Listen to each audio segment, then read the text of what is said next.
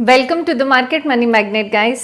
आज हम यहाँ बात करने वाले हैं एक ऐसे स्टॉक के बारे में जिसका स्टॉक प्राइस तो 54 रुपीज़ पर शेयर का है, लेकिन इसने जो है बोनस अनाउंस किया है और उसका रेशो 4:1 का है। यानी आपके पास अगर ये स्टॉक का एक शेयर होगा तो आपको बदले में 4 बोनस शेयर मिलने वाले हैं।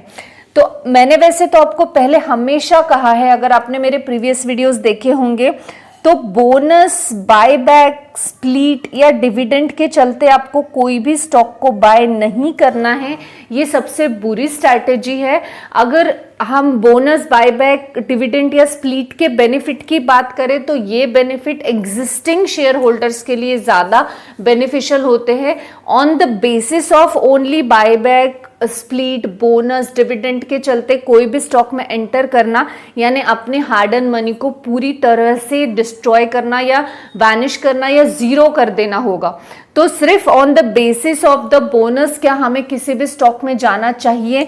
तो नहीं, आपको सिर्फ on the basis of bonus, buyback, split या डिविडेंड के नहीं जाना चाहिए। स्टॉक को हमेशा बिजनेस वेरीफाई कीजिए, फ्यूचर ओरिएंटेड है या नहीं बिजनेस, ये देखिए।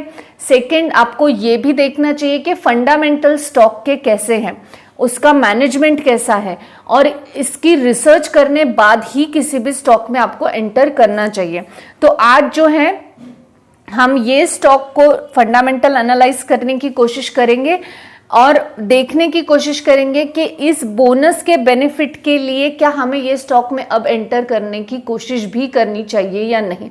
सबसे पहले तो मैं एक डिस्क्लेमर जरूर देना चाहूंगी कि सिर्फ 54 रुपीज़ का स्टॉक है, दैट डजेंट मीन कि आपको एफडी तोड़ देना है, बोरो कर लेना है पैसे और लमसम अमाउंट लगाना है। आपको किसी भी स्टॉक में थोड़ा सा अमाउंट, एक इंस्टॉलमेंट लगानी चाहिए 2-3 हज़ार की, या हम कह सकते हैं मैक्स टू मैक्स फंडामेंटली अच्छा है तो 5-6 हज़ार, 10 हज़ार तक। उसके बाद जैसे जैसे स्टॉक में ग्रोथ हमें दिखेगी वैसे वैसे हमें एड ऑन करना चाहिए। लमसम अमाउंट करना या किसी से बोरो कर लेना या एफडीज तोड़ देना, सेविंग्स में से निकाल लेना, ये सारी स्ट्रैटेजीज से आप सिर्फ स्टॉक मार्केट में लॉस करेंगे।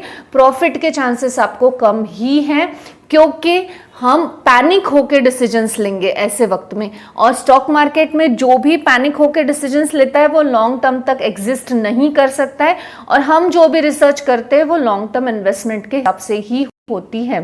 तो चलिए हम देख लेते हैं कि 54 रुपीज़ का ये स्टॉक फंडामेंटली कैसा है, ताकि हम इसके बोनस के जो बेनिफिट मिलने वाला है 4:1 का, इसमें हमें एंटर करना है या नहीं, इस सवाल का जवाब ढूंढ पाए।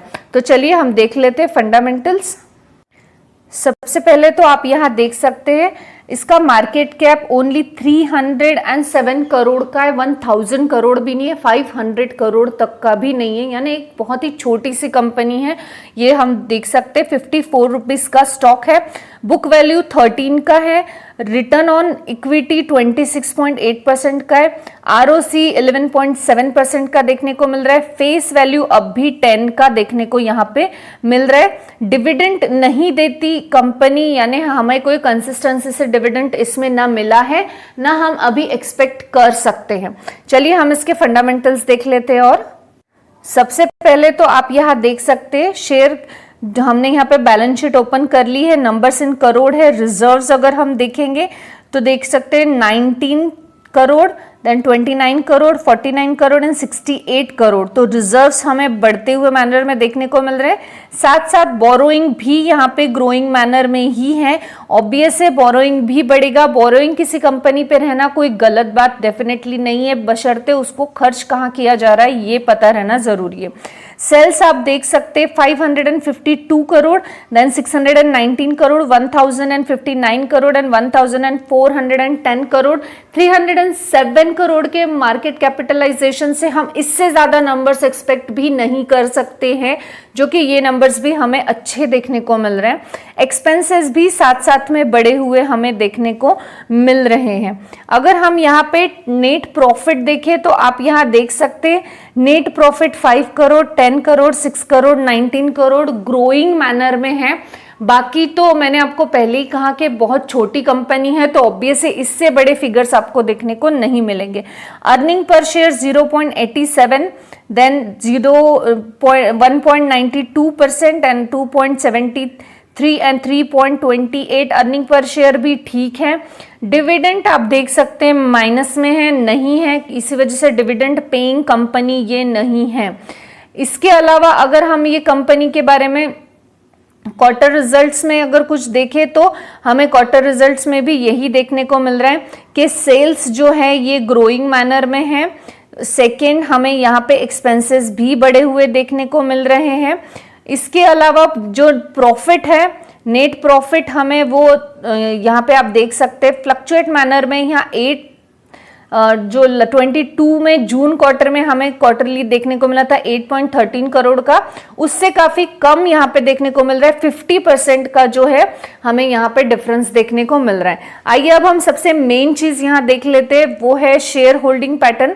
शेयर होल्डिंग पैटर्न में आप यहाँ देख सकते हैं, जो शेयर होल्डिंग पैटर्न है इसमें प्रमोटर का होल्डिंग 57.8% का देखने को मिल रहा है। FIS है जो बहुत ही माइनर है, यानी 0.18% ही है, और पब्लिक 42.73% की पब्लिक है। अब यहाँ पे जो रेशो है उस हिसाब से मोर देन 50% प्रमोटर है, विच इज गुड। पब्लिक के पास ज्यादा होल्डिंग्स है, विच इज ऑल्सो टॉलरेबल। एक मोस्ट इंपॉर्टेंट चीज यहाँ पे मैंने ऑब्जर्व की है, वो ये है कि यहाँ पे जो प्रमोटर का होल्डिंग है ये डेफिनेटली 57.8% का तो है, लेकिन प्लेज भी किया गया है। अब 57 में से 20.71% का प्लेज वो भी जून 23 में किया गया है, जो कि 57% में का हमें देखने को मिल रहा है। यानी बेसिकली 37.8% का होल्डिंग ही प्रमोटर का यहाँ पे इस कंपनी का देखने को मिल रहा है। अभी प्लेज भी 25% से ज्यादा हो तो रिस्की माना जाता है, लेकिन फिर भी ठीक है, 20% तक का प्लेज है। कंपनी का एस्टैब्लिशमेंट अगर हम देखेंगे तो 1998 में स्टैब्लिश हुई थी, और ये NSE और BSE दोनों वेबसाइट्स पे देखने को मिलती है। कंपनी का स्ट्रेंथ जो है उसका स्लो डाउन, प्रॉफिट ग्रोथ जो है वो स्लो डाउन है, वो 60.40% तक का हमें देखने को मिल रहा है, वो भी लास्ट 3 ईयर्स में। जी हाँ, 60.40% का हमें लास्ट 3 ईयर्स में देखने को मिल रहा है। कंपनी का रेवेन्यू ग्रोथ भी 36.71% है, लास्ट 3 ईयर्स का हम ये देख रहे हैं। और कंपनी हैज बीन मेंटेनिंग जो है हेल्दी ROE मेंटेन कर रही है। पास्ट 3 ईयर्स में हेल्दी ROE था, यानी 28.88% तक का, और जो PEG रेशियो है वो भी 0.17% का है। अब ये तो पॉजिटिव है, लेकिन कुछ लिमिटेशंस या कुछ नेगेटिव पॉइंट्स भी हमें कंपनी में देखने को मिलते हैं, जैसे कि कंपनी का डेब्ट टू इक्विटी रेशियो है वो 3.74% का है। इसके अलावा कंपनी पे कॉन्टीजेंट लायबिलिटी है 104.18 करोड़ की। अब कॉन्टीजेंट लायबिलिटी क्या है ये मैं आपको बहुत बार समझा चुकी हूँ, आई होप आपने वो प्रीवियस वीडियोस देखे होंगे। इसके अलावा कंपनी का कैश फ्लो भी निगेटिव है, 43.95% तक का ये कैश फ्लो निगेटिव देखने को मिल रहा है।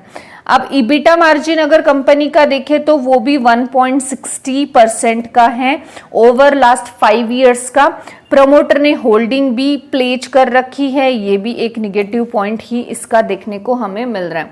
तो अगर हम ओवरऑल अगर कंपनी की बात करें, या हम कौन से कंपनी की बात कर रहे हैं, तो हम बात कर रहे हैं अनमोल इंडिया लिमिटेड की।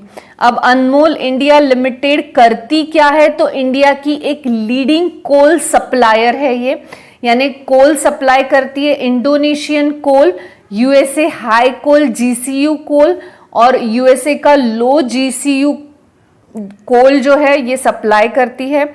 अनमोल India limited is one of the leading and branded USA coal supplier है, एंड इंपोर्ट भी करती है इंडियन मार्केट में। अब ये बेसिकली तो मैंने आपको एक चीज तो बता दी कि कोल सप्लाई करती है, ये मैन्युफैक्चरर नहीं है। और इंडिया में अगर हम बात करें तो गुजरात, पंजाब, हरियाणा, उसके अलावा हिमाचल प्रदेश और उत्तर प्रदेश में। ये बेसिकली ये 5 स्टेट ऐसे हैं जहां पे इसका होल्ड बहुत अच्छा है, इनका एक्सपांशन चल रहा है। इंडिया में 150 से ज्यादा पार्टनर हैं इनके, 2 ऑफिसेस बेसिकली देखने को मिल रहे हैं और इनका एक्सपांशन जो है ये ग्रोइंग मैनर में चल रहा है और ऑल ओवर द वर्ल्ड। जैसे कि हमने देखा कि इंडोनेशिया, यूएसए ये मेनली कोल वहां से इंपोर्ट और करती है या वहां पे एक्सपोर्ट भी करती है, तो ज्यादा इनका जो बिजनेस है ये इंपोर्ट से आता है, इंडोनेशियन कोल और यूएसए का हाई जीसीयू कोल और लो जीसीयू कोल भी। तो बेसिकली इंपोर्ट सप्लाई करने का ये बिजनेस करती है। अब ये सप्लाई जो है, जैसे कि अभी रूस के साथ जो प्रॉब्लम चल रही है उसके चलते इन्होंने करीबन 3 मिलियन MMT का जो कोल है वो सप्लाई किया है, जिसके चलते हमें अच्छा खासा इसमें जो प्रॉफिट है कंपनी में देखने को मिला। बट इतने प्रॉफिट के बाद भी कंपनी ने डिविडेंड नहीं अनाउंस किया हुआ है। अब 1998 में मैन्युफैक्चरर जो कंपनी है स्टैब्लिश हुई है, लेकिन इसका स्टॉक प्राइस करीबन 25 सालों के आसपास 54 ही क्यों? क्योंकि ये कंपनी जो है NSE BSE पे लिस्टेड हुए अभी 1 या 2 साल ही हुए हैं। अगर आप इसका पूरा मैक्सिमम चार्ट पैटर्न निकालेंगे तो आप यहाँ देख सकते हैं मैक्सिमम चार्ट पैटर्न में आपको जो है ये कंपनी का लिस्टिंग जो है ये जून 21 का देखने को मिलेगा। तो कंपनी NSE पे बेसिकली जून 21 में लिस्टेड हमें देखने को मिल रही है। तो विद इन 1-2 ईयर्स में ये कंपनी का जो मैक्स टू मैक्स अर्निंग है, हम कह सकते हैं ये 43% तक का रिटर्न्स इसने दे चुकी है। अब यहाँ पे जो मोस्ट इंपॉर्टेंट क्वेश्चन है, जो कि मैंने आपको सारे पैरामीटर्स लगभग बता दिए कि कंपनी इंडोनेशियन कोल, यूएसए कोल, जो कि जीसीवी पे कोल्स जो है वो दोनों में काम करती है, हाई और लो में। इंडिया के 5 स्टेट है, गुजरात, पंजाब, हरियाणा, हिमाचल प्रदेश, यूपी, उत्तर प्रदेश, यहाँ सब पे होल्ड है इनका, जहाँ पे ये कोल को इंपोर्ट करती है। उसके अलावा NSE BSE पे दोनों पे लिस्टेड है। 1998 से कंटिन्यू ये काम कर रही हैं। इन कंपनी पे प्लेज भी है। बैलेंस शीट जो एकदम स्मॉल कैप कंपनी के हिसाब से जो बैलेंस शीट होनी चाहिए वो हम कह सकते ओके बैलेंस शीट देखने को मिल रही है। अब यहाँ पे मोस्ट इंपॉर्टेंट क्वेश्चन आता है कि हमको इसमें अपना हार्ड अर्न मनी लगाना है क्या, क्योंकि बोनस तो अनाउंस हो चुका है, 4:1 का रेशो है। अब 1 शेयर पे 4 शेयर मिलेंगे तो ऑब्वियस है हर किसी को लग रहा है कि इन्वेस्ट करना चाहिए। फंडामेंटली हमने कंपनी की ग्रोथ देख ली है। कंपनी कोल लीडिंग कोल सप्लायर, डेफिनेटली इंडियाज लीडिंग कोल सप्लायर हैं, और इंडोनेशियन कोल और यूएसए का हाई जीसीवी कोल जो है या लो जीसीवी कोल इसके पास ही अवेलेबल मिलता है। इसके अलावा 4-5 स्टेट में इसका होल्ड भी है। लेकिन फंडामेंटली कंपनी वैसे ओके है, बुरी नहीं है। शेयर प्लेज किए गए हैं, ये भी ठीक है। डेब्ट टू इक्विटी रेशो भी इसका है, ऐसा नहीं कि नहीं। लेकिन कंपनी अभी न्यूली लिस्टेड है, हम कह सकते हैं हमें इसमें छोटा सा अमाउंट लगाने में कोई हर्ज नहीं है। जैसे कि 54 रुपीस का स्टॉक है, तो आप इसके अगर 10 स्टॉक भी ले लेते हैं तो आपको 40 स्टॉक हो रहे हैं। तो आप इसके अगर इसमें 5,000 रुपये भी इन्वेस्ट कर देते हैं, आई थॉट, तो हम इस पे इतना रिस्क तो ले सकते हैं कि 5,000 इन्वेस्ट करके 6-7 हज़ार के बाद हम इसको निकाल दें। लेकिन डेफिनेटली हाईली रिस्की है कंपनी। अगर जो रिस्की ट्रेडर्स है, जो रिस्क लेना चाहते हैं, वो ही इसमें इन्वेस्ट कर सकते हैं। अदरवाइज इस कंपनी से फिलहाल दूरी बनाना ही बेटर है, क्योंकि इसके फ्यूचर प्लान ऐसे कोई एक्सपांशन के या कोई बहुत बड़े नहीं देखने को मिल रहे हैं। इंडोनेशियन कोल और USA high and low CGV coals जो है इनकी डिमांड तो है, लेकिन ये सप्लाई कब तक कांस्टेंट रहेगा ऐसा कुछ नहीं है। इनका जो एमटीपीज है, मिलियन टन जो है, ये कितने पर इनका इनको आगे भी प्रोड्यूस करना है, ऐसा कोई फ्यूचर प्लान नहीं है कि हम इतने इतने पे ये बढ़ाएंगे। इसके अलावा सेल्फ मेड कोल इंडस्ट्रीज भी इंडिया में है, टाटा की ही हमें देखने को मिलती है। तो मैं डेफिनेटली इतना तो जरूर कहूंगी कि जो रिस्की ट्रेडर है, जो लगाना चाहते हैं, वो एक छोटा अमाउंट लगा के देख सकते हैं, but on the basis of this bonus इसमें इन्वेस्ट करना एक रॉन्ग डिसीजन हो सकता है। ये सप्लायर है तो ये ऐसा आपका जो अमाउंट आप लगाएंगे वो 4, 5, 10% से बढ़ाकर आपको बहुत ज्यादा डबल टिबल चौबल रिटर्न्स देंगी, या 1000, 1500 तक ये स्टॉक देखने को मिलेगा। ऐसे वाला सीन तो आई डोंट थिंक इसमें होने वाला है, क्योंकि इसका फ्यूचर ओरिएंटेशन कुछ नहीं है। लास्ट 20-24 ईयर्स से ये कंटिन्यू वर्किंग में होते हुए भी इनके फ्यूचर प्लान्स ऐसे कोई भी देखने को वेबसाइट पे नहीं मिले हैं। कंपनी ने शेयर प्लेज कर रखे हैं, फंडामेंटल्स ओके हैं। कंपनी कंटिन्यू डिविडेंड नहीं दे पा रही है, इसका मतलब कंटिन्यू प्रॉफिट जनरेट नहीं हो पा रहा है। अगर कंपनी कंटिन्यू प्रॉफिट जनरेट करती है तो कंटिन्यू डिविडेंड भी कंपनी पे करती है।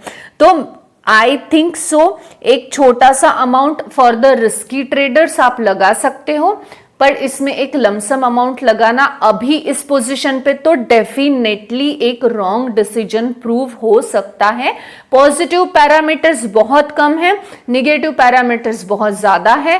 कंपनी का स्टार्टिंग फ्रेज है, हो सकता है पिकअप लेके कंपनी बहुत अच्छा करे, और ये भी हो सकता है कि कंपनी बहुत ज्यादा नेगेटिव भी हो जाए।